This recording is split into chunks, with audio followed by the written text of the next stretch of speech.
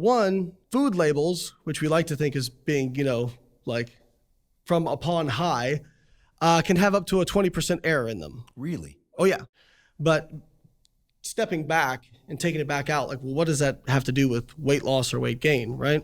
When you think about the balance of energy in versus energy out, sounds very simple. But let's look at what actually makes up energy in versus energy out. First of all, you've got to realize that the energy inside of the equation is more difficult to track than people think.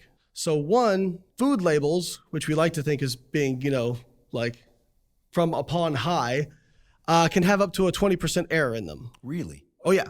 The second aspect is there's what's called your energy, but then there's also metabolizable energy, right? So if you have food stuff with, say, a lot of insoluble fiber, typically insoluble fiber is not really digestible. And so you could have, quite a bit of carbohydrate, but if you can't extract the energy from it, and typically this is because insoluble fiber from like plant material, the carbohydrate and even some of the protein is bound up in the plant structure, which makes it inaccessible to digestive enzymes. And so this is what like adds bulk to your stool and whatnot.